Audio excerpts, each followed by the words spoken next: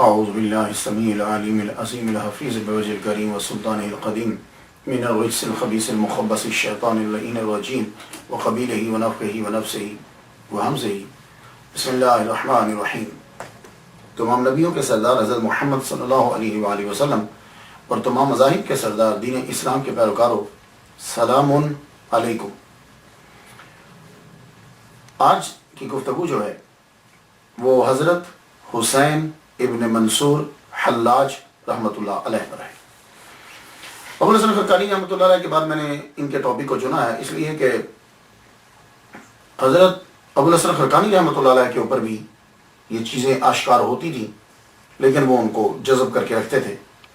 ان کے بھی بہت سارے جملے ہیں، ابو یزید بستامی رحمۃ اللہ علیہ کے بھی، تو اسی ان کی گفتگو جو ہے وہ تقریباً ملتی بعض اوقات، تو میں نے اس ٹاپک کو جو ہے وہ چن لیا۔ ابو مغیث ابو عبداللہ حسین بن منصور حلاج، نام ان کا حسین ہے اور مشہور ہوئے منصور حلاج اپنے ابا کے نام سے۔ یہ بڑی عجیب بات ہے نا کہ یعنی آپ کا نام حسین ہے، والد گرامی کا نام منصور ہے، تو مشہور ہوئے حسین نہیں منصور حلاج۔ جب بھی کوئی بولتا ہے تو بولتا ہے منصور حلاج، اور یہ بڑی عجیب بات ہے کہ بیٹا اپنے باپ کے نام سے مشہور ہوا۔ بہت عجیب بات ہے۔ میں سمجھتا ہوں کہ اس کی ریزن کیا ہو سکتی ہے کہ ایسا بہت کم ہوتا ہے، بلکہ آپ یہ کہہ سکتے ہیں کہ ہوتا ہی نہیں ہے کہ بیٹا اپنے باپ کے نام سے مشہور ہو جائے۔ تو اہل تشیع کا اس دور کے اندر کافی اثر و رسوخ تھا۔ ہو سکتا ہے کہ اگر بیچ میں سے منصور نکال دیتے، کیونکہ اتنا لمبا نام تو کوئی نہیں بول سکتا، تو حسین کے ساتھ حلاج لگتا لاحقہ، تو شاید یہ بے ادبی سمجھتے کہ حسین حلاج، تو کہا کہ حلاج جو ہے وہ منصور کے ساتھ لگے، لیکن ایسا ہو نہیں سکتا۔ اور صرف حسین بلاتے تو لکھتے ہوئے سمجھ میں آتی شاید وہ حسین ہے، امام حسین ہے۔ تو اب انہوں نے یوں کیا کہ منصور حلاج کے نام سے مشہور کر دیا، ورنہ ایسا ہوتا نہیں ہے۔ ہوتا یہی ہے کہ اصلی نام لیا جاتا ہے اور آخری لاحقہ جو ہے وہ لے لیا جاتا ہے۔ تو حسین ابن منصور حلاج رحمۃ اللہ علیہ،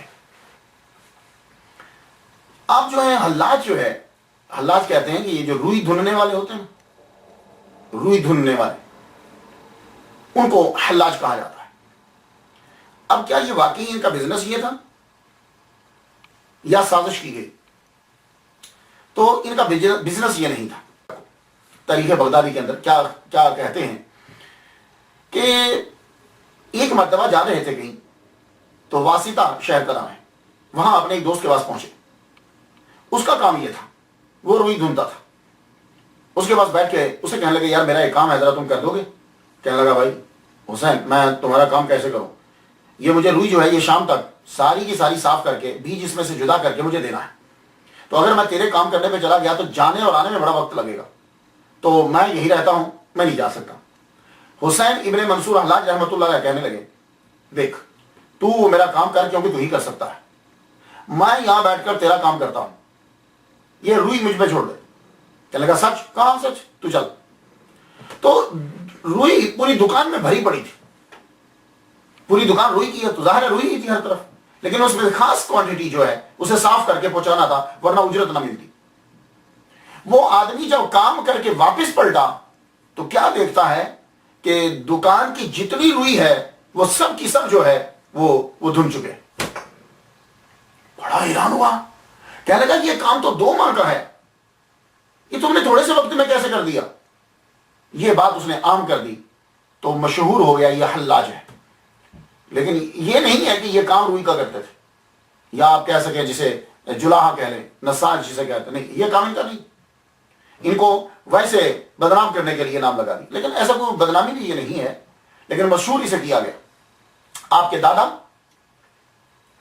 دادا جو ہیں وہ مجوسی تھے، اور والد گرامی اسلام انہوں نے قبول کیا، اور آپ تو ظاہر ہے پھر جب والد گرامی مسلمان ہیں تو بچہ مسلمان۔ آپ کی جائے پیدائش فارس ہے، یہ شہر اب بھی ایرانی تہذیب کا مرکز ہے، صوبہ ہے یہ ایران کا۔ 2006 کے اندر اس کی مردم شماری جو کی گئی اس کے مطابق 4.57 ملین لوگ جو ہیں وہ یہاں رہتے ہیں. تو منصور حسین ابن منصور حلاج رحمۃ اللہ علیہ خاندان ان کا غریب ہے، یہ بات یاد رکھیے گا. خاندان غریب ہے اور خاندان بھی چھوٹا ہے. آپ تستر میں آپ نے پرورش پائی. ولادت آپ کی 244 ہجری میں ہے، 857 عیسوی میں، اور وصال آپ کا 309 ہجری میں ہے. تو یوں کل ٹوٹل زندگی جو ہے ظاہر زندگی دنیا کے اندر حضرت حسین ابن منصور حلاج رحمۃ اللہ علیہ کی 65 سال ہے. اب اس کے بعد میں دیکھتا ہوں، یہ تو تھا ایک پس منظر آپ نے جان لیا، اور آپ سن کر حیران ہوئے ہوں گے کہ ہم ان کو منصور حلاج کہتے ہیں جبکہ یہ ان کا نام نہیں ہے. ان کا نام حسین ہے، بیٹے ہیں منصور کے کہ جن کو شہرت مل گئی اس نام سے کہ وہ حلاج ہے. بچپن میں 12 سال کی عمر میں قرآن مجید حفظ کر لیا آپ نے، قرآن مجید حفظ کیا. لیکن یہ ہے ایسی ایک چیز ملتی ہے کہ آپ کے خاندان کے اندر تصوف داخل ہو چکا تھا، اور سب سے پہلے آپ کی بڑی بہن جو ہے اللہ تعالیٰ نے اس کو بڑا اعلیٰ مرتبہ عطا فرما دیا تھا. اور یہ بہن کے اندر جو چیز ہے یہ یقیناً آپ کے ماں اور باپ دونوں، منصور ان کی زوجہ یعنی ان کے ماں باپ جو ہیں دونوں، مجھے یقین ہے کہ تصوف کی طرف راغب ہو چکے تھے. تبھی تو اولاد کے اندر یہ اثر آیا. قرآن مجید حفظ کرنے کے بعد سہل بن عبداللہ تستری رحمۃ اللہ علیہ سے علم حاصل کیا. 16 سال تک جو ہے، جب آپ کی 16 سال عمر جب تک ہے آپ یہیں پھر رہے. سہل بن عبداللہ تستری رحمۃ اللہ علیہ کے پاس علم حاصل کرنے کے بعد آپ پھر بغداد چلے. حسین ابن منصور حلاج رحمۃ اللہ علیہ جنید بغدادی رحمۃ اللہ علیہ کے جا کے دربار میں بیٹھے. اب یہ بہت بڑی عجیب ہوتی ہے، شاگرد کے پاس پڑھ رہا ہو یا مرید کے پاس پڑھ رہا ہو تو اٹھ کر استاد کے پاس چلا جائے، اور وہ بھی پھر جبکہ ترقی نہیں ہے، ابھی کچھ عرصہ گزارا ہے. تو یہاں حضرت جنید بغدادی رحمۃ اللہ علیہ کے پاس 1 سال رہے. پھر آپ نے سیر و سیاحت کو اپنا لیا اور مشاہدہ اور تجربے کو استاد بنا لیا. یہ استاد ہوتا بڑا مشکل ہے. جب مشاہدہ اور تجربہ استاد بنانے لگے تو بڑی محنت کرنا پڑتی. لوگ یہاں یہ کہتے ہیں کہ ان کو بددعا لگ گئی، ان کو پسند کوئی نہیں کرتا تھا. سہل بن عبداللہ تستری، حضرت جنید بغدادی اور ان کے سارے مریدین. وجہ یہ نہیں ہے، وجہ کچھ اور ہے، وجہ کچھ اور ہے. باقی ساری باتیں جو ہے وہ کھینچ کر الزامات کے اندر ٹھونس دی گئی ہیں، لیکن بات اصل میں کچھ اور تھی. بات کیا تھی؟ حضرت حسین ابن منصور حلاج رحمۃ اللہ علیہ، میں نے آپ کو بتایا کہ ان کی بڑی بہن جو تھی وہ بھی تصوف میں بڑا مقام رکھتی تھی. رات کے وقت جب وہ عبادت کے لیے اٹھتی تھی تو آسمان سے ایک زنجیر لٹکتی، اس کے اندر ایک پیالہ ہوتا. وہ پیالہ ان کے لبوں کو لگتا تو یہ سارا پیتی. حسین ابن منصور حلاج دیکھتے رہے، ایک دن جاگتے رہے کہ میں دیکھوں کہ ہوتا کیا ہے. وقت تو آیا، یوں زنجیر لٹکی، پیالہ اس کے ساتھ، جو ہی پینے لگے تو پیچھے سے آواز دی، اللہ کی قسم ہے تجھے بہن مجھے بھی کچھ دینا. تب ایک گھونٹ بچ گیا تھا. آپ نے پیالے کو روک لیا کہ یہ کون ہے اور یہ یہاں میرے پیچھے کیوں ہے یہ. تو آپ نے فرمایا، پھر کہا دیکھ بھائی تو اس کو برداشت نہیں کر پائے گا تو اسے مت پی، یہ مت لے، کہ نہیں کچھ تو دے دو. تو وہ ایک گھونٹ جو ہے وہ حسین ابن منصور حلاج رحمۃ اللہ علیہ کو دے دیا گیا. یہ بات نقل کی ہے فتاوی رضویہ کے اندر، جلد اس کی 12ویں ہے، صفحہ اس کا 20واں. الشاہ اعلی حضرت الشاہ احمد رضا خان بریلوی رحمۃ اللہ علیہ نے یہ بات نقل کی. تو اصل چیز جو ہے وہ یہ ہے، اصل چیز یہ ہے. اب جو ہی وہ پیالہ پیا تو اب ہر چیز آشکار ہو گئی. جیسے بزرگان دین کوئی لقمہ روٹی کا کھاتے ہیں یا کسی کا کوئی جھوٹا کھا لیا تو حجابات اڑ جاتے ہیں، تو وہ ایک جو گھونٹ تھا اس نے حجابات اٹھا دیے. اب طبیعت کے اندر اضطراب پیدا ہو گیا. اصل چیز یہ تھی، یہ اضطراب ان کی طبیعت کے اندر آ گیا، وہ چیز کو برداشت نہ کر پائے. اب ہر وقت جو ہے وہ جسے آپ آج کی ٹرمینالوجی کے اندر یا صوفیہ کرام کے اندر آپ وحدت الوجود کہتے ہیں نا، بس اس کی ویسی کیفیت آری ہوگی. یہ خود میں رہتے ہی نہیں تھے، یہ اس کا اثر تھا کہ رک نہیں رہے سہل بن عبداللہ تستری رحمۃ اللہ کے پاس، رک نہیں رہے اپنے پیر کے پاس، رک نہیں رہے جنید بغدادی رحمۃ اللہ کے پاس. یہ اضطراب ان کو جو ہے وہ پھیرے رکھتا، ایک جگہ سکون نہیں آ رہا. اب آپ نے سیر و سیاحت کو شروع کر دی. لیکن میں یہاں عرض کرنا چاہوں گا حضرت حسین ابن منصور حلاج رحمۃ اللہ علیہ پر اتنے اعتراضات ہوتے ہیں.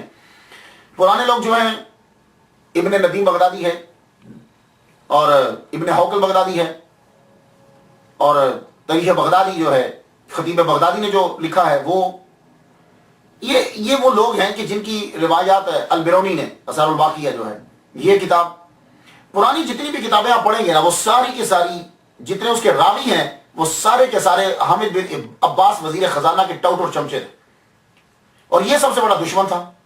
اب وہ کیا کرتے تھے کہ وہ روایات خود ہی گھڑتے تھے، خود ہی باتیں ان کے خلاف گھڑ دیتے تھے، کیونکہ گورنمنٹ نے کہا کہ مشہور کر دو اپنے جرم کو چھپانے کے لیے اس وزیر نے، تو وہ لوگ خود بولتے تھے. وہی روایات جو ہیں وہ ان کتابوں کے اندر آپ کو ملیں گی، اور انہی روایات کو جدید دور میں کئی لوگوں نے نقل کر دیا، جیسے سید سلیمان ندوی ہے. سید سلیمان ندوی نے ہو نقل کر دیا جیسا وہ وہاں تھا. لیکن میں آپ کو بتا دوں، میں نے بھی پہلے ریسرچ کی، میں بھی ڈولا، اگر کچھ نہ کچھ تو کتابیں پڑھی. سب سے پرانا جو ہے وہ ابن ندیم نے بہت لکھا ہے ان کے اوپر، اور ایک فرانس کے ڈاکٹر نے بھی لکھا، اس نے تو باقاعدہ ڈاکٹریٹ کی ڈگری جو ہے وہ انہی کے اوپر لی، 60 سال وہ ریسرچ کرتا رہا ان کے اوپر. تو میں نے کہا کہ میں دیکھوں کہ اولیاء کرام کیا کہتے ہیں. سب سے پہلے جو مجھے ولی کامل ملے ان کے بارے میں لفظ بولتے ہو، شیخ ابو العباس ابن عطا رحمۃ اللہ علیہ. آپ لوگ بھی یاد کر لیجیے، اب بعض اوقات ہم بدل جاتے ہیں. حضرت حسین ابن منصور حلاج رحمۃ اللہ علیہ کے بارے میں جب سنتے ہیں تو شیخ ابو العباس ابن عطا کون ہیں؟ پہلے یہ سن لیجیے.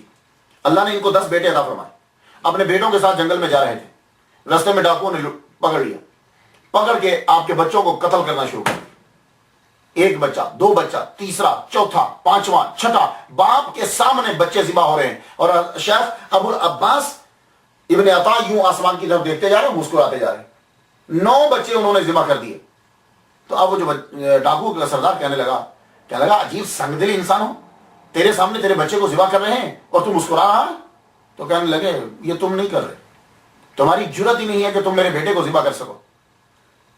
اوپر دیکھ کے مسکرائے، کہتے ہیں میں راضی ہوں. مسکرا پتہ کیوں رہا ہوں؟ میں راضی ہوں اس کی مرضی پہ، کاش وہ بھی راضی ہو جائے، کاش وہ بھی راضی ہو جائے، میں اس کی مرضی پہ راضی ہوں. یہ ہیں کہ 9 بچے ان کی نظروں کے سامنے جو ہے وہ ذبح کر دیے. تو یہ کیا کہتے ہیں؟ حضرت حسین ابن منصور حلاج رحمۃ اللہ کے بارے میں کہتے ہیں ایک جانباز صوفی ہے، اسے ایسے افعال سرزد ہوئے ہیں جن کی عقلی توجیہ ممکن نہیں، ان کی کرامات حق تعالیٰ کی طرف سے. دوسرے امام ابو القاسم عبد الکریم قشیری ہیں رحمۃ اللہ علیہ، یہ فرماتے ہیں کہ حضرت حسین ابن منصور حلاج رحمۃ اللہ کا عقیدہ اہل سنت کے حوالہ کے مطابق ہے. تیسرے شیخ اکبر محی الدین ابن عربی رحمۃ اللہ علیہ وہ تعظیم کیا کرتے تھے. ان کا تعظیم کرنا یہ بتلاتا ہے کہ جو ان پر الزامات ہیں وہ الزامات ہی ہیں، جرم نہیں. اور شیخ عبد القادر جیلانی رحمۃ اللہ علیہ پیروں کے پیر نے جب انہوں نے فرما دیا تو ہماری یہ دلیل ہے. کیا غضب کا جملہ کہا ہے. کہتے ہیں کہ حسین بن منصور حلاج رحمۃ اللہ کو طریقت میں دشواری پیش آ گئی تھی. طریقت میں دشواری پیش آ گئی تھی اور ان کے زمانہ میں کوئی ایسا نہ تھا ان کا ہاتھ پکڑ لیتا اور سلامتی کے ساتھ اس دشواری سے نکال دیتا. یہ عبد القادر جیلانی رحمۃ اللہ علیہ فرما رہے ہیں ان کے بارے میں. مولانا جلال الدین رومی آپ ان کی ولایت کے مختلف تھے. علامہ عبد الوہاب شرانی رحمۃ اللہ علیہ آپ نے حسین ابن منصور حلاج رحمۃ اللہ علیہ کو اولیاء میں شمار کیا ہے اور ان کے عارفانہ اقوال اپنی کتاب طبقات الکبریٰ میں نقل کی ہے. تو ان کے اقوال کو نقل کرنا اس بات پہ دال ہے کہ علامہ عبد الوہاب شرانی رحمۃ اللہ علیہ بھی ان کے قائل ہیں. اب آ جائیے حضرت داتا گنج بخش رجویری رحمۃ اللہ علیہ. حضرت داتا گنج بخش کا جملہ کہہ دینا ہمارے لیے کافی ہے. اب ساری کتابیں جو حضرت حسین بن منصور حلاج رحمۃ اللہ کے خلاف لکھی جائیں اٹھا کر آنکھ کے اندر پھینک دو. جب داتا گنج بخش علی حجویری رحمۃ اللہ علیہ نے کشف المحجوب کے اندر ان کی تعریف کر دی، بس سید سلمان ندوی کو ہم کیا سمجھتے ہیں جب داتا گنج بخش علی حجویری رحمۃ اللہ علیہ ان کی تعریف کر رہے ہیں. آپ فرماتے ہیں وہ بڑے قوی حال عالی ہمت بزرگ تھے. علی حجویری رحمۃ اللہ علیہ آپ فرماتے ہیں وہ بڑے قوی حال عالی ہمت بزرگ تھے. اور آپ نے حسین بن منصور حلاج رحمۃ اللہ علیہ کو سیدنا حسین بن منصور حلاج رحمۃ اللہ تحریر کیا. سیدنا تو جب داتا گنج بخش علی جویری نے ہمارے سردار کہہ دیا ہے تو اب باقی لوگوں کو کیا قباحت کی صفت کی. اور پھر ایک واقعہ تحریر کیا ہے کشف المحجوب صفحہ 384 پہ. کہتے ہیں کہ ایک ولی کامل حضرت سیدنا شیخ ابن علا رحمۃ اللہ علیہ کی زیارت کرنے کے لیے ہم 3 آدمی چلے. میں نے دل میں یہ سوچا کہ میں ان سے جا کے کہوں گا کہ مجھے حسین بن منصور حلاج رحمۃ اللہ علیہ کی کچھ مناجات اور اشعار اگر آپ عطا فرما دیں تو عنایت ہوگی. دوسرے جو تھے انہوں نے سوچا کہ میری تلی جو ہے وہ خراب ہے، میں ان سے دم کرواؤں گا، اللہ تعالیٰ ان کے صدقے سے ٹھیک کر دے. تیسرے نے یہ کہا کہ میں حلوہ صابونی جو ہے، برفی جو ہے، میں اس کا تقاضا کروں گا. تو داتا گنج بخش علی جویری رحمۃ اللہ علیہ کشف المحجوب میں لکھتے ہیں کہ جب ہم ان بزرگوں کے پاس پہنچے،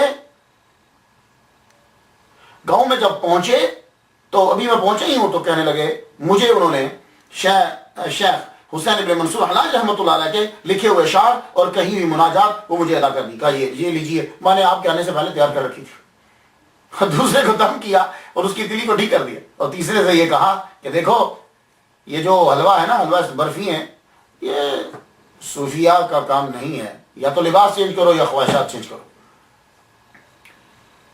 شیخ المشائخ ابو سعید ابو الخیر، شیخ ابو القاسم گرگانی، ابن عطا، محمد بن حفیف اور ابو القاسم نصر آبادی، ان تمام بزرگوں کے نزدیک حضرت حسین بن منصور حلاج رحمۃ اللہ علیہ جو ہے وہ بزرگ ہے. اور اعلیٰ حضرت عظیم البرکت شاہ رضا خان بریلوی رحمۃ اللہ علیہ نے تو ان کی تعریف کر ڈالی، ان کا ذکر کر دیا.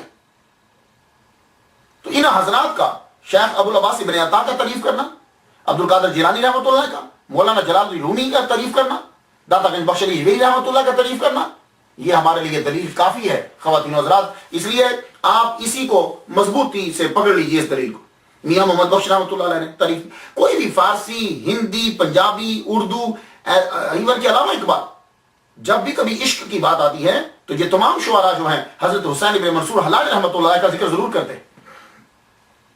حاجی امداد اللہ مہاجر مکی کو لے لیجیے، دیوبندیوں کے پیر ہیں، دیوبندی مکتبہ فکر کے جتنے لوگ ہیں ان کی بایت ہیں.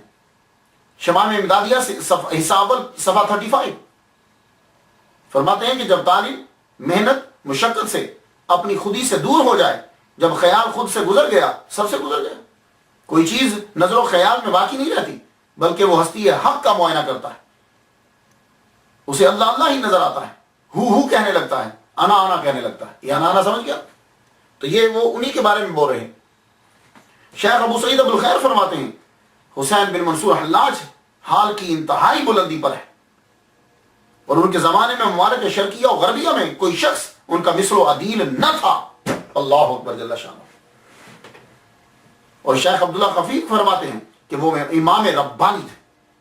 تو یہ میں نے چند آپ کو حوالے دیے ہیں بہت بڑے بڑے بزرگان دین کے، اور باقی جو باتیں بنائی گئی وہ باتیں ہیں وہ سب بنائی گئی ہیں کہ جنید بغدادی رحمۃ اللہ علیہ نے ان کے خلاف فتویٰ دیا تھا. جنید بغدادی رحمۃ اللہ علیہ یہ ان کے خلاف فتویٰ کیسے دیں؟ وہ تو ان سے پہلے تقریباً 13 سال پہلے دنیا سے تشریف لے گئے تھے.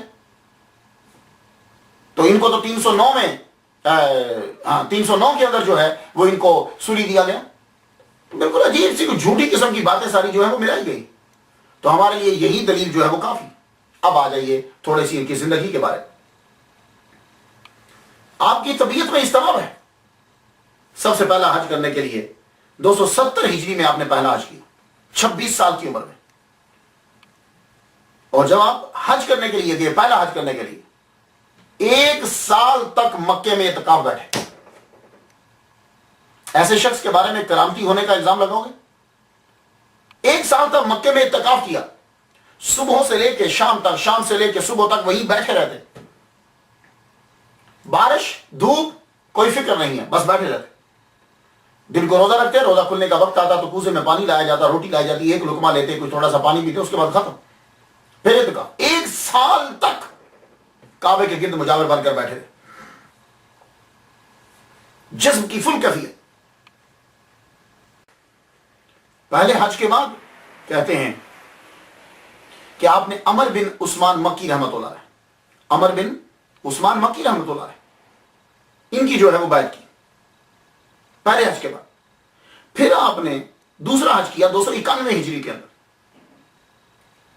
اور جب 291 ہجری میں آپ حج کر رہے ہیں دوسرا، تو تب آپ کے مریدین کی تعداد بڑھ چکی ہے، تب آپ کی شہرت ہو چکی، تعداد جو ہے وہ زیادہ ہو چکی۔ 291 دوسرا حج کرنے کے بعد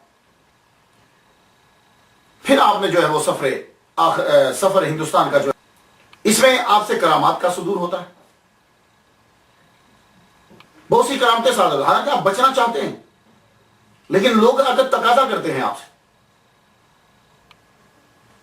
اور جب وہ تقاضا کرتے ہیں تو ان کی مصیبت اور مشکل کو دیکھتے ہوئے آپ سے کرامات کا جو ہے وہ صدور ہو جاتا ہے، کرامتیں صادر ہوتی ہیں، اور اس کے بدلے میں لوگ پھر آپ کو کیا کہتے ہیں کہ یہ جادوگر اور ساحر۔ یہ بھی ایک آپ کے اوپر بہت بڑا الزام تھا۔ کہتے ہیں کہ ایک مرتبہ کچھ فاقہ کش لوگ آپ کے پاس آئے اور آپ کے کہنے لگے شیخ ہماری مدد کرو۔ آپ نے فرمایا میں تم سے زیادہ مفلوق الحال ہوں، میں خود غریب ہوں، میں تمہاری مدد کیا کروں؟ نہیں شیخ ہماری ضرور مدد کرو۔ آپ نے فرمایا کہیں اور چلے جاؤ، مگر وہ بزد رہے۔ تو آپ نے پھر آسمان کی طرح منہ کیا، آسمان کی طرح منہ کر کے کہنے لگے اے اللہ، جب آپ نے اپنے بندوں کو میری طرف متوجہ کیا ہے تو پھر خود ہی ان کی ضرورت کا سامان فراہم کیجیے۔ ان پر الزام ہے خدائی کے دعوے کا، اور یہ کہہ جا رہے ہیں اے اللہ جب تو نے بندے بھیجے ہیں تو پھر ان کی ضرورت بھی کا سامان بھی فراہم کیجیے۔ یوں آپ نے ہاتھ آسمان کی طرف بلند کیا، تو ہاتھ نیچے کیا تو اس کے اندر درہم، یوں چھاڑا تو درہم ہی درہم آپ نے ان کو دی، کہا جاؤ اپنی ضرورت کو جو ہے وہ پوری کرو۔ اس سے کرامت بھی ظاہر ہوتی ہے، اور یہ بھی ظاہر ہوتا ہے کہ آپ اللہ پر ایمان رکھتے ہیں، تبھی تو کہہ رہے ہیں اللہ جب تو نے اپنے بندے بھیجے ہیں تو پھر خود ہی ان کی ضرورت کا سامان بھی فراہم کر۔ تو اسے عرض کر رہے ہیں۔ اور ایک مرتبہ آپ اعتکاف جو ہے وہ بیٹھ جایا کرتے تھے، کمرے کے اندر آپ بیٹھتے، مراقبے میں چلے میں بیٹھ جاتے، دربان آپ کے باہر بیٹھے رہتے، دروازہ بند ہے، دربان باہر ہے، آپ کمرے سے غائب۔ پتہ کیسے چلا کمرے سے غائب ہے؟ کہ آپ سارے مریدین نے یہ دیکھا کہ آپ شیر کے اوپر بیٹھے ہوئے خانقاہ کی طرف آ رہے ہیں۔ مریدین پریشان ہو گئے کہ دروازے کے اوپر بندے کھڑے ہیں، غلام کے کسی وقت بھی جو ہے وہ بلائیں گے، وہ دروازے پہ کھڑے ہیں، تو یہ نکلے کیسے؟ اور پھر آ رہے ہیں تو شیر پہ بیٹھ کر آ رہے ہیں، اللہ اکبر جل شان۔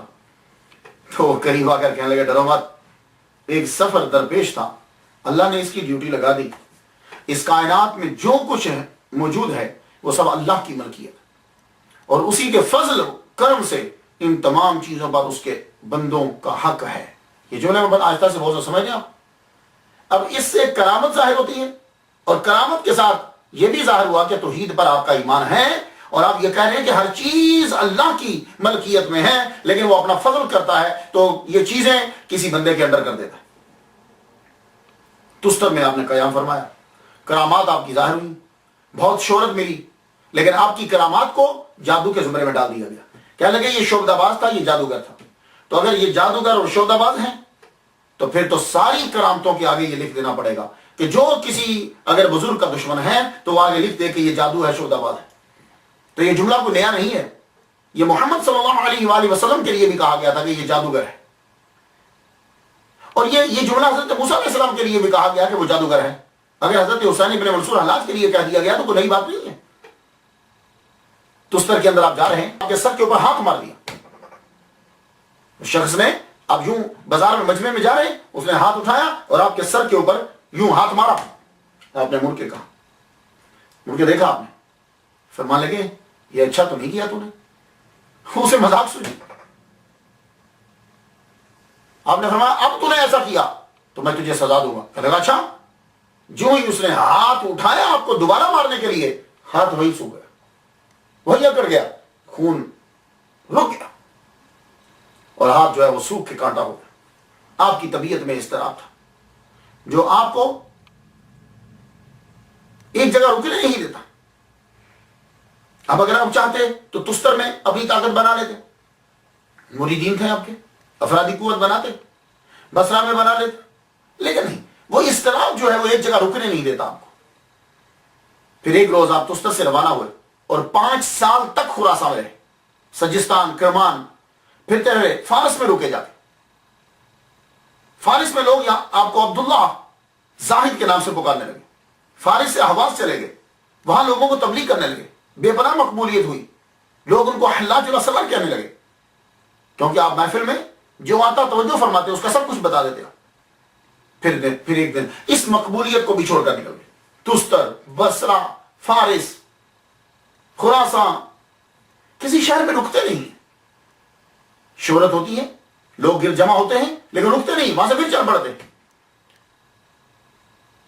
اب اس مقبولیت کو بھی چھوڑا اور شوق یہ اٹھا, چلیے کفرستان میں تبلیغ کرنے کے لیے چلتے. اب وہاں سے ہندوستان کی طرف بڑھے. تو آپ کے شہر سے لوگ آیا کرتے تھے, اہواز سے تستر کا کپڑا کشمیر لاتے, اور اس کے بدلے میں بہترین چینی کاغذ جو ہے, یہ چائنا کا بنا ہوا کاغذ جو ہے وہ لے کر جاتے تھے. تو آپ اسی قافلے کے ساتھ, یہ قافلے والے رستے کو جانتے تھے, تو آپ تستر سے پھر یہاں ہندوستان کی جانب آئے. کہتے ہیں کہ ملتان میں بھی آئے, کہتے ہیں کہ ہندوستان کے شہر میں آئے, کشمیر میں پہنچے, وہاں سے چائنا کی طرف آپ چلے, وہاں بھی رکے, وہاں بھی تبلیغ کی. تو آپ نے دوسروں کے مذاہب کے بارے میں جانا, اور جہاں جہاں آپ کا قافلہ رکتا تھا وہاں آپ تبلیغ کرتے تھے. کئی لوگوں کو آپ نے ہندوستان میں بھی مسلمان کیا. ہندوستان کے لوگوں نے آپ کو مغیث کا لقب دیا, چین کے لوگوں نے آپ کو مقیت کہا, روزی دینے والا. خراسان کے لوگ ممیز کہتے تھے, فارس کے لوگ ابو عبداللہ زاہد کے نام سے پکارتے تھے, اور مسلمان یہ جادوگر کہتے تھے اور کافر پکارتے تھے. فرق دیکھا آپ نے؟ تو مسلمان جادوگر کہتے. اور آپ نے اپنے سفر کے دوران بہت سی کتابیں بھی لکھی, جو آپ دیکھتے واردات قلبی جو آپ پہ ظہور ہوتا وہ کتابوں کی شکل میں آتا جاتا. آپ نے 46 کتابیں لکھی ہیں, 46 بکس ریٹن بائی ہم. 46 کتابیں جو ہیں وہ آپ نے لکھی, اور تمام کی تمام عربی زبان کے اندر لکھی. ہاں, تو کچھ لوگ کہتے ہیں کہ ایک آپ کا دیوان ہے جو فارسی زبان کے اندر ہے, فارسی میں نہیں ہے, وہ عربی میں, دیوان بھی عربی میں ہے, وہ فارسی کا دیوان کسی اور کا ہے, نام ان کا بھی حسین ہے. 46 کتابیں لکھی, اور ان کتابوں کے نام پڑھیے. کچھ میں بتاتا ہوں. کتاب تفسیر کل ہو اللہ احد, کتاب توحید, کتاب العدل و توحید, کتاب قید الشیطان و امر سلطان, کتاب مدح نبی صلی اللہ علیہ وآلہ وسلم, اور سب سے زیادہ مشہور کتاب جو ہے وہ تواسین ہے, جو آپ نے آخر میں لکھی ہے, جو آخر میں لکھی. یعنی جب آپ کو 301 سے 309 تک آپ کو قید رکھا گیا ہے زندان کے اندر, اس قید خانے میں آپ نے کچھ کتابیں لکھی, اور آخری کتاب آپ کی تواسین ہے. تو اس لیے اگر آپ جاننا چاہو کہ آپ کا عقیدہ کیا ہے اللہ کے بارے میں, عقیدہ کیا ہے حضور کے بارے میں, عقیدہ کیا ہے صحابہ کے بارے میں, تو آپ تواسین پڑھیے. آپ پر بالکل واضح ہو جائے گا کہ یہ آدمی موحد ہے کہ نہیں. کیوں؟ حضور صلی اللہ علیہ وآلہ وسلم نے فرمایا انما الاعمال بالخواتین, اعمال کا دار و مدار خاتمے پر ہے. اگر آپ پچھلی زندگی پر اعتراض کرتے بھی ہیں تو پھر بھی آپ ان کی آخری زندگی اور آخر کے کلمات تواسین جو ہے وہ پڑھ لیجیے, وہ بالکل واضح کر دیں گے کہ اللہ کے بارے میں آپ کا نظریہ کیا ہے. 293 ہجری میں سیاحت سے واپس آئے, تیسرا حج کیا. تو لوگوں نے جب آپ واپس آئے تو لوگوں نے مشہور کر دیا کہ ہندوستان میں جادو سیکھنے کے لیے گئے تھے. اچھا, تو جو ہندوستان جائے واپس پلٹ کر آئے تو اس کی کرامتوں کو جادو کہیں گے, تو جو ولی اللہ ہندوستان میں رہ کے کرامتیں دکھا رہے ہیں ان کے بارے میں پھر کیا خیال ہے؟ یہ بہت بڑا اعتراض کیا گیا نا. آپ ہندوستان میں آئے, آپ نے جادو سیکھا. کیا آدمی ہندوستان میں اولیاء کرام جادو سیکھنے آتے تھے؟ کتنے اولیاء کرام ہیں. خواجہ معین الدین اجمیری چشتی رحمۃ اللہ علیہ کے پیر و مرشد خواجہ عثمان ہرولی رحمۃ اللہ علیہ, وہ بھی تو ہندوستان آئے تھے. کتنے پیران عظام ہیں جو ہندوستان آئے ہیں, اور کئی تو صحابہ کے بارے میں معلوم ہے کہ وہ ہندوستان جو ہوتا تھا, لاہور, ملتان, یہ سارے یہ ہندوستان میں ہی شامل ہوتے تھے, کشمیر, یہ سارے. تو یہ بات نہیں ہے. آپ کی طبیعت میں کس طرح آپ چاہتے تھے کفرستان میں جا کے آپ تبلیغ کرو. تو بغداد میں 293 ہجری میں بغداد تشریف لائے. لیکن یہ جو آپ تیسرا حج کر رہے ہیں, میدان عرفات میں ایک آپ دعا مانگتے ہیں, وہ دعا بڑی عجیب ہے. آپ بھی سنیے گا. مجھے لگتا ہے کہ یہ دعا جو ہے ان کے پیچھے لگ گئی اور قبول ہو گئی, ورنہ شاید یہ تیسرا حج کر کے جب واپس آتے تو شاید ان کی منزل کچھ اور ہوتی. لیکن میدان عرفات میں کہ جہاں دعا قبول ہوتی ہے, وہاں انہوں نے یہ دعا مانگی ہے, خدائے برتر بزرگ مجھے اس سے زیادہ بے نوا اور حاجت مند بنا دے جیسا کہ میں نظر آتا ہوں. یعنی جو میری یہ کیفیت ہے اس سے بھی زیادہ محتاجی اور فقر مجھے دے دے, اس سے زیادہ محتاجی دے دے مجھے, اور ساری کائنات کو پیدا کرنے والے مجھے رسوا کر دے. تاکہ لوگ لعنت بھیجیں. اے میرے رب لوگوں کو مجھ سے بیزار کر دے. دیکھ رہے ہیں دعا کہ مجھے رسوا کر دے تاکہ لوگ مجھ پہ لعنت بھیجیں, اور اے میرے رب لوگوں کو مجھ سے بیزار کر دے. بھائی یہ دعا کیوں مانگ رہے ہو, کیوں مانگ رہے ہو؟ تو حسین ابن منصور حلاج رحمۃ اللہ علیہ کہتے ہیں یہ لوگوں کو مجھ سے بیزار کر دے. کیوں؟ پھر جو شکر کا کلمہ نکلے میری زبان سے تو وہ فقط تیرے لیے نکلے. اب آپ سمجھیں. تو میں یہ سمجھتا ہوں, میں نے بہت پڑھا ہے, حالانکہ میں تھوڑی سی اسٹڈی کے بعد سیرت کو بیان کر دیتا ہوں, میں نے بہت دل لیے ہیں اس کی ریسرچ کرنے میں, بہت دل لیے ہیں. تو یہ دعا جو ہے وہ قبول ہو گئی, اور اب یہ دعا ان کے پیچھے پیچھے. تو جو ان کا انجام آپ دیکھ رہے ہیں وہ یہ دعا خود ہی رب سے یہ مانگا. عجیب دعا تھی, کبھی کسی نے مانگی نہیں ہوگی اور دعا قبول ہوگی. وہ لوگ جو کرامت دیکھ کر قریب آتے تھے اب آپ سے دور ہونے لگے, روز بروز نفرت بڑھنے لگی. آپ کا علم, آپ کی گفتگو, آپ کی ہر شے, پھر بھی لوگ دور ہٹ رہے ہیں اور جان کے دشمن بن رہے ہیں. یہ وجہ کیا؟ وہی عرفات میں مانگی ہوئی دعا ہے آپ کی جو قبول ہو گئی. یہ بات یاد رکھیے. اس لیے دعا مانگتے ہوئے سمجھنا چاہیے کہ کیا مانگ رہے. سب سے پہلے اب کیا ہوا کہ گورنمنٹ آپ کے خلاف ہوئی. گورنمنٹ خلاف, گورنمنٹ جو تھی مقتدر باللہ عباسی خلفاء میں سے, اس کا وزیر تھا حامد بن عباس. یہ اہل تشیع میں سے تھا. ابھی مجھے نہیں سمجھ آتی کہ یہ حسین بن منصور حلاج کا دشمن کیوں بنا, لیکن یہ جو حامد ابن عباس جو وزیر ہے, عیاش, وزیر خزانہ, ہر قسم کی برائی اس کے اندر, سب سے بڑا اور یہ دشمن آپ کا یہ بنا. یہ اس وزیر خزانہ نے جو عباسی خلفاء کا بڑا مشہور وزیر ہے اور پاورفل ہے, خلیفہ سے بھی زیادہ پاورفل ہے. اتنا سونا خلیفہ کے پاس نہیں جتنا سونا وزیر اعظم کے پاس ہے, وزیر خزانہ کے پاس. وزیر اعظم بھی, وزیر خزانہ بھی, سب کچھ یہی ہے. اب یہ دشمن بنا. ایک مرتبہ حاجب جو ہے, یہ بہت بڑا عہدہ ہوتا تھا حاجب کا, ابن نصر کشوری بیمار ہو گئے. شاہی طبیب کو بلایا گیا کہ وہ علاج کرے. علاج کے لیے بلایا گیا تو اس نے تشخیص کرنے کے بعد یہ بتلایا کہ اگر سیب کھانے کو, ایپل سیب مل جائے تو یہ بندہ ٹھیک ہو سکتا ہے. مگر اس دور میں موسم ایسا تھا کہ پورے بغداد کے اندر سیب نہیں مل رہا, آؤٹ آف سیزن. ایک آدمی بیٹھا ہوتا, کہنے لگا اگر تم حسین بن منصور حلاج سے کہو گے تو کہیں بھی سیب ہوگا تو ملا کر دے گا. وہ آدمی گیا, یہ حاجی بیمار ہو گیا, آپ آئیے ذرا اس کا علاج کر دیجیے. اور ایک شاہی طبیب نے یہ کہا ہے کہ اسے سیب چاہیے. اب پتہ نہیں, پہلے انکار کیا, پھر پتہ نہیں کیا سوچی, کیا لگے وہ ہے کہاں, محل کے اندر. اٹھے ایک دم, اٹھے, بڑے بڑے عمراء, شرفاء سارے وہاں آئے ہیں تیمارداری کے لیے. آپ اپنی کلندرانہ شان سے داخل ہوئے. آپ نے پوچھا امیر تمہیں تازہ سیب چاہیے؟ ابن نصر بولا ہاں.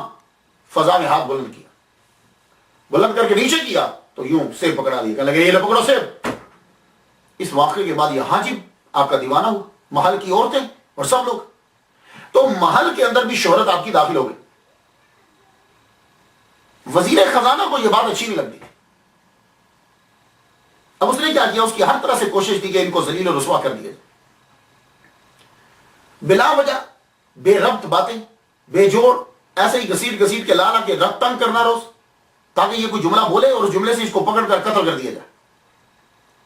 اور یہی ہوا. اب اس نے کام شروع کر دیا. ایک دن ایک سٹوری بنائی اور الزام یہ لگایا کہ حسین ابن منصور حلاج یہ دعویٰ کرتا ہے کہ میں خدا ہوں. تو سٹوری کیا بنائی, علماء کو بلا لیا, قاضی کو بلا لیا, وہ سارے ظاہری فرقے سے تعلق رکھتے تھے, سب کے سب اس کے دشمن تھے, ان کے دشمن. بلایا گیا, آپ بیٹھے, بھائی تم خدائی دعویٰ کرتے ہو. کہا وہ کیسے؟ کہا یہ تمہارا ایک لیٹر ملا ہے جس کے اوپر لکھا من الرحمن الرحیم الی فلاں بن فلاں. یہ من الرحمن الرحیم یہ تو اپنی طرف سے لکھ رہا ہے, خود کو رحمان رحیم کہہ رہا ہے. پہلے تو نے نبوت کا دعویٰ کیا, اب تو خدائی کا دعویٰ کر رہا ہے. اب دیکھو بتاؤ, یہ من الرحمن الرحیم جو ہے الی فلاں ابن فلاں, یہ کیا ہے؟ کیا اس سے یہ ثابت ہوتا ہے کہ وہ کہہ رہے ہیں کہ میں خدا ہوں؟ تو انہوں نے کھڑے ہو کے کہا دیکھو بلا وجہ تم تنگ کر رہے ہو, نعوذ باللہ, نہ میں نے نبوت کا دعویٰ کیا ہے, میں کرتا ہوں, اور نہ خدائی کا. میں تو ایک عام آدمی ہوں اور اپنے اللہ کی عبادت کرتا ہوں. میں نے اسے نہیں لکھا. یہ من الرحمن الرحیم میں نہیں ہوں. اب یہ ایک الزام تھا, اسے ثابت کرنے کی کوشش کی جا رہی ہے کہ یہ لیٹر سے یہ ثابت ہو کہ وہ خدا ہے, جبکہ وہ کہہ رہے ہیں کہ میں اس کا دعویٰ نہیں کرتا. لیکن یہ ہے کہ آپ وحدت الوجود کے قائل ہیں, جیسا کہ دوسرے صوفیاء ہیں. وہ ہوتا کیا ہے کہ آدمی جب خود کو ختم کر دیتا ہے, کیا کیسے ختم کرتا ہے کہ آدمی ہر چیز کو یہ سمجھتا ہے کہ یہ کچھ نہیں ہے, صرف اور صرف اللہ ہے بس. اور یہ اللہ ہے کا مطلب لوگ کیا سمجھتے ہیں کہ ہر چیز اللہ ہے. نہیں, وہ سمجھتے ہیں کہ ان چیزوں کا کوئی وجود ہی نہیں ہے. اگر مجھے ہمہ وقت کسی کو یاد رکھنا ہے یا کسی کا تصور رکھنا ہے یا کسی کے بارے میں سوچنا ہے تو مجھے صرف اللہ کی ذات کے بارے میں سوچنا, بس یہ ہوتا ہے. وہ گم ہو جاتا ہے, اسے کچھ چیز پھر کچھ نظر نہیں آتا. یہی ان کے ساتھ کہا گیا کہ تو اپنے آپ کو انا الحق کہتا ہے اور یہ بھی تیرا خدائی دعویٰ ہے. کہا نہیں, میں انا الحق, میں خدا ہی نہیں, میں اللہ کا بندہ ہوں. اب یہ بھی بہت بڑا اعتراض کیا جاتا ہے کہ آپ نے خود کو انا الحق کہا. تو اللہ کے بندو, کیا حق اللہ کا نام ہے؟ پہلی بات یہ ہے کہ انا الحق سے خدائی کا دعویٰ کہاں سے ہو گیا؟ حق اللہ کا نام ہے. اللہ ذاتی نام اس کا اللہ ہے. ہاں, کوئی بندہ یہ کہے کہ میں اللہ ہوں تو سمجھ میں آتا ہے کہ وہ خدائی دعویٰ کر رہا ہے. وہ کہے میں رب ہوں تو سمجھ میں آتا ہے کہ وہ خدائی کا دعویٰ کر رہا ہے. وہ کہہ رہے ہیں حق ہے. تو آج کل ایک ٹی وی چینل ہے, اس کا نام حق ہے, تو کیا کہیں گے؟ میرے ایک دوست ہیں, وہ پاکستان گئے ہوئے, میں نے ان سے پوچھا بھائی آپ کا نام کیا ہے؟ کہنے لگے میں حق ہوں. لو, تو اب وہ کافر ہو گئے. بس اصل میں بات یہ تھی کہ حامد بن عباس یہ چاہتا تھا کہ ہر بات کو کسی نہ کسی طرح ایسی جگہ پہ موڑ پہ لے جاؤ کہ جس سے اس شخص کا قتل ثابت ہو جائے اور میں اس شخص کو قتل کروں, اور دعا وہی عرفات کی پیچھے لگی ہوئی ہے, اور یہ شخص آپ کو قتل کر دینا چاہتا ہے. 297 ہجری میں پہلی دفعہ کہتے ہیں کہ آپ کو گرفتار کیا گیا. 298 ہجری میں چھوڑ دیا گیا. 301 ہجری میں آپ کو پھر گرفتار کر لیا گیا. وہ خود ہی یہ الزام بناتا, جھوٹے گواہ بھی خود ہی لاتا اور پھر زندہ میں ڈال دیا جاتا. اور یوں کرتا, روز بلا لیتا دربار میں, علماء کو بھی, قاضیوں کو بھی بٹھا لیتا, اور حضرت حسین بن منصور حلاج رحمۃ اللہ سے سوالات شروع ہو جاتے. اب کب تک آپ کی طبیعت میں بھی اس طرح ہے, کب تک برداشت کریں گے؟ ایک دم سے پھر جب جوش آتا, جذب پیدا کی کیفیت تاری ہوتی تو آپ پھر شروع ہو جاتے. 301 سے 308 تک آپ کو مسلسل جیل برداشت کرنا پڑے. اس دوران آپ کو مسلسل الزامات کا نشانہ بنایا گیا. حامد بن عباس خلیفہ کو کوئی نہ کوئی بات لکھ دیتا اور قید میں توسیع ہوتی رہتی. آپ پر سب سے پہلے یہ الزام لگایا گیا کہ تو نے قرآن کی مثل بنانے کا دعویٰ کیا ہے. یہ بھی بالکل غلط ہے. یہ بھی آپ کے خلاف الزام لگایا گیا ہے, سٹوری کو بنایا گیا ہے, کیونکہ اس بات کو خطیب بغدادی نے لکھا ہے, مگر روایت کی ہے ابن باقویہ شیرازی سے, اور اس شخص کے بارے میں مشہور ہے کہ یہ جھوٹی حکایات بناتا. تو یہ بات کہ حسین بن منصور حلاج نے یہ کہا کہ میں قرآن بنا سکتا ہوں, جس بندے نے روایت کی ہے وہ جھوٹا ترین کذاب آدمی. اب اس کو چاہے خطیب بغدادی بیان کرے, چاہے سید سلیمان ندوی بیان کرے, جب راوی ہی روایت کرنے والا ہی جھوٹا شخص ہے تو آگے جو مرضی اس کو لکھ دے. دوسرا یہ تھا کہ آپ نے جادو سیکھا ہے, آپ جادوگر ہیں, شعبدہ باز ہیں. تو میں وہ پہلے کہہ چکا ہوں کہ تو پھر تو ہر ولی کے بارے میں یہ کہنا پڑے گا کہ ہر ولی جو ہے اس کی کرامت جو ہے کوئی دشمن بھی اٹھ کے کہہ سکتا ہے یہ جادو ہے, یہ شعبدہ بازی. لیکن جادو اور شعبدہ بازی, اس کا بہترین اور خوبصورت جواب جو ہے وہ شیخ اشرف علی تھانوی صاحب نے دیا. وہ بہت خوبصورت جواب دیا. آپ فرماتے ہیں دیکھو, ان کے اوپر یہ الزام لگانا کہ وہ جادوگر تھے یہ سراسر غلط ہے. اس سے معلوم یہ ہوا کہ اشرف علی تھانوی حضرت شیخ حسین ابن منصور حلاج رحمۃ اللہ علیہ کی طرفداری کر گئے, انہوں نے صحیح مان لیا کہ وہ جادوگر نہیں تھے. کیوں؟ جادوگر جو ہوتا ہے وہ گندا رہتا ہے, جادوگر جو شخص ہوتا ہے وہ پلیت رہتا ہے, جادوگر جو ہوتا ہے اس کے اندر وہ حسن معاشرت سے دور بھاگتا ہے, صفائی اس کے اندر نہیں ہوتی, تو اور عبادت بھی نہیں کرتا. یہ بات یاد رکھیے, جادوگر جتنا پلیت رہے گا اتنا جادو کا اثر زیادہ ہوتا ہے. تو شیخ حسین ابن منصور حلاج رحمۃ اللہ علیہ ان کے اندر صفائی تھی, اس نے معاشرت ہے, اور تبلیغ ان کی مشہور ہے, وہ جادوگر نہیں. بہت خوبصورت جواب ہے.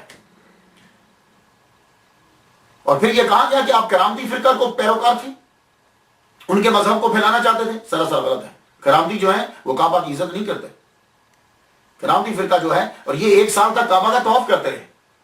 کرامتیوں نے جا کر کیا کیا تھا کہ وہاں سے حجر اسود اٹھا لیا تھا، کئی حاجیوں کو طواف کے دوران قتل کر دیا، اور زمزم کے کنویں کو بھر دیا حاجیوں کے قتل سے، اور یہ وہاں یہ 3 مرتبہ حج کر کے آئے ہیں. تو اس لیے یہ الزام بھی سراسر غلط ہے. تو جتنے بھی لوگ ہیں، سید سلیمان ندوی، ابن ندیم بغدادی، خطیب بغدادی، پہلے اور بعد والے، سب کوئی وجود نہیں ہے ان کے اعتراضات، کچھ نہیں.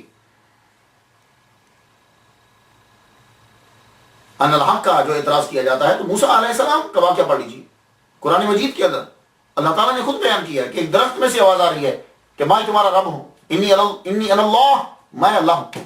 تو کیا کہیں گے آپ پھر؟ قرآن مجید کو کیا کہیں گے؟ تو حامد بن عباس نے اپنا اثر و رسوخ اور پیسہ دونوں استعمال کیے، ان کے کردار کو کرپٹ کرنے کے لیے، ختم کرنے کے لیے پیسہ بھی استعمال کیا، اور بندے وہ خود خریدتا.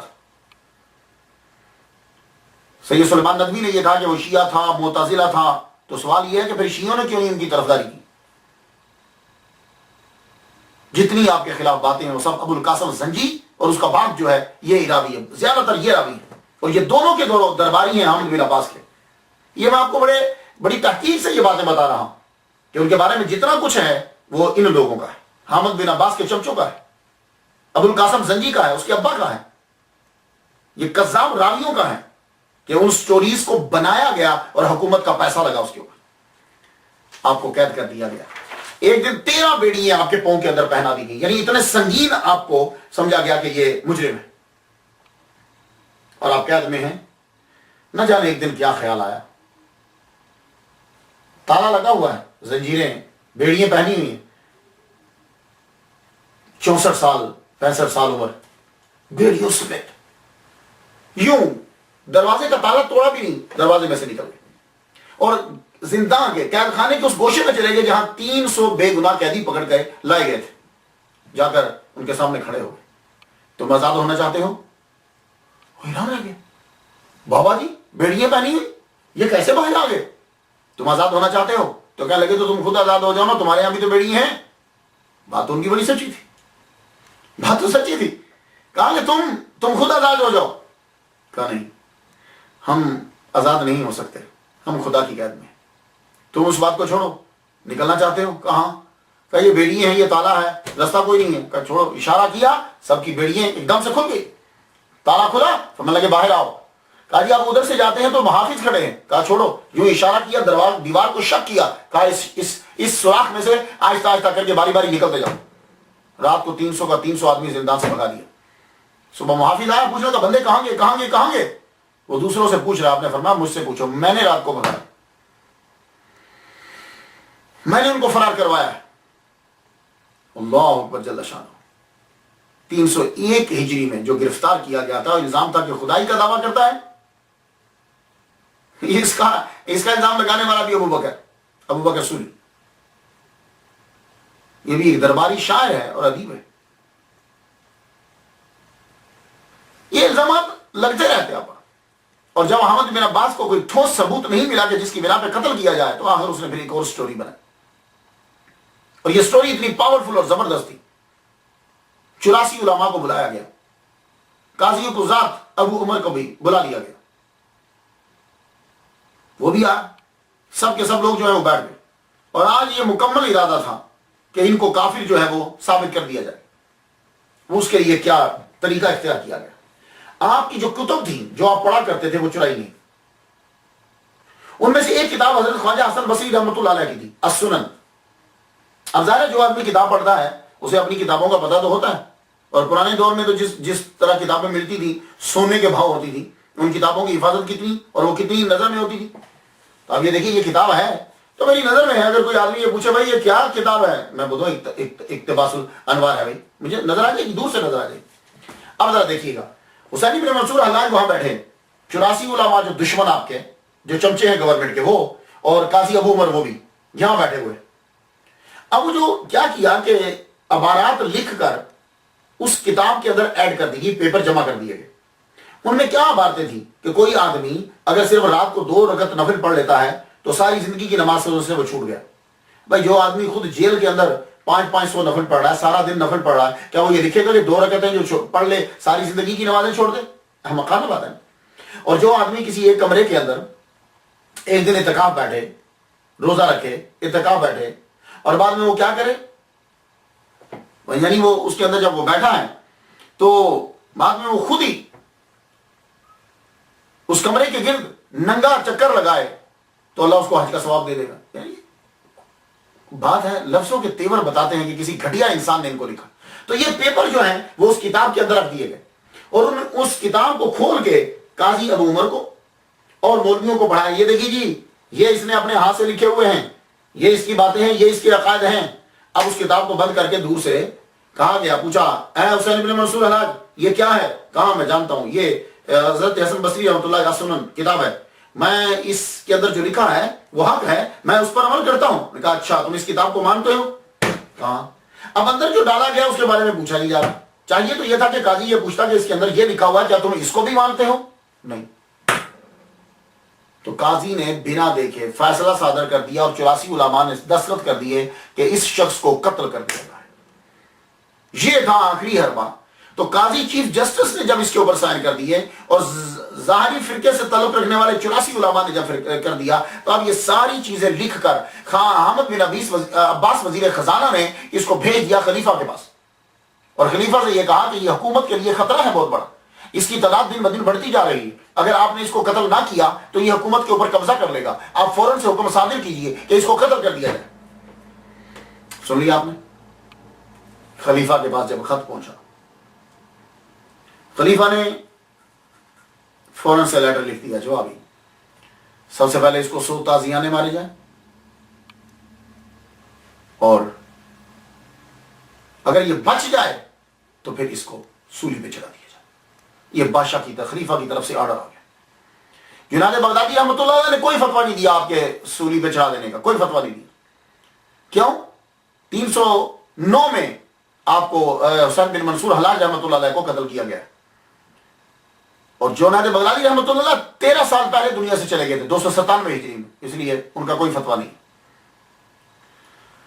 جب حکم وہاں سے آیا, کوتوال محمد بن عبد الصمد اپنے سپاہیوں کے ساتھ اندر داخل ہوا, زندان کے اندر غلام کو بھیجا کہ جاؤ حسین بن منصور حلاج کو باہر لے کر. جب غلام گیا تو آپ کھڑے ہوئے, کہنے لگے بس اب حسین بن منصور ہلاک ہوا, اس کا وقت آ گیا. ان کو لے جایا گیا بڑی خاموشی سے, بغداد کے شہر کے اندر اعلان کر دیا گیا کہ حسین بن منصور حلاج کو پھانسی دی جائے گی. دعا قبول ہوگی. وہ عرفات میں مانگی ہوئی دعا, مجمع, بیچ میں مولوی بھی ہیں, سب لوگ بیچ میں, گورنمنٹ جو ہے اور پولیس سب کو دھکے رہی ہے, وزیر جو ہے وہ خود کھڑا ہے. حسین بن منصور حلاج رحمۃ اللہ علیہ کو لایا گیا. آپ کو جب لایا گیا, سب سے پہلے ان ظالموں نے ان کے اوپر پتھر مارے. آپ چپ. پتھر برسانے کے بعد جلاد کو یہ حکم دیا گیا کہ آپ کوڑے برساؤ, خلیفہ کا آرڈر ہے. 100 کوڑے پتھروں کے بعد آپ کوڑے مارے گئے.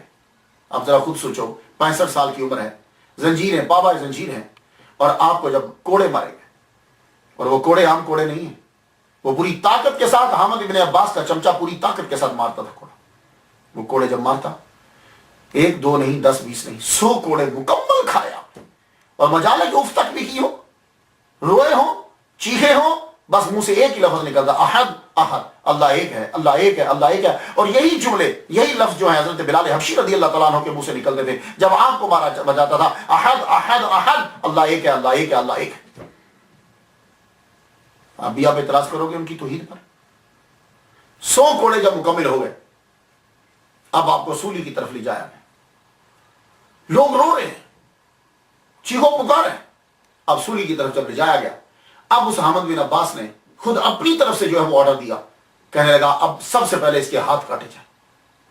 حضرت حسین بن منصور حلاج رحمۃ اللہ کا ہاتھ کاٹا گیا پہلے, لیکن مجال ہے کہ آپ کچھ بولے ہوں, کچھ بھی نہیں. ہاتھ کاٹا گیا, ہاتھ کے بعد دوسرا, دونوں ہاتھ کاٹ دیے گئے. آپ کے خون جو ہے وہ مسلسل بہ رہا ہے, اور آپ خاموش ہیں. اس کے بعد آپ کو سولی کے اوپر لے جایا گیا. جب وہاں کھڑا کیا ہے اور گلے کے اندر پھندا جو ہے وہ ڈال دیا, ابھی لٹکایا نہیں ہے کہ لٹکانے سے پہلے دونوں ٹانگیں بھی آپ کی کاٹ دی.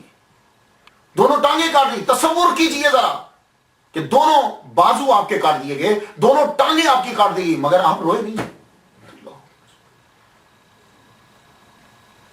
اس کے بعد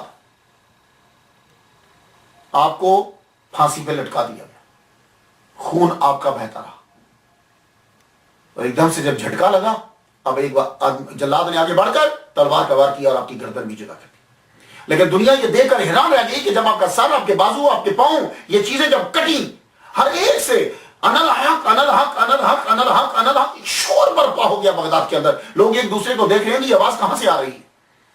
انا الحق انا الحق انا الحق انا الحق انا الحق, آپ کے اعضاء میں سے آواز آ رہی. میں یہ پوچھتا ہوں, حضرت حسین ابن منصور حلاج رحمۃ اللہ علیہ کی پوری زندگی کو پڑھ دو, کون سا جرم ہے کہ جس کی سزا یہ بنتی تھی کہ پہلے پتھر برسائے جائیں, پھر کوڑے مارے, پھر ہاتھ کاٹے جائیں, پھر بازو ان کے پاؤں کاٹے جائیں, اس کے بعد سر جو ہے وہ تن سے جدا کر دیا جائے. یہ کون سا ایسا جرم ہے جس کی سزا یہ ہے؟ کیا ان سے کوئی ایسا جرم سزا ہوا؟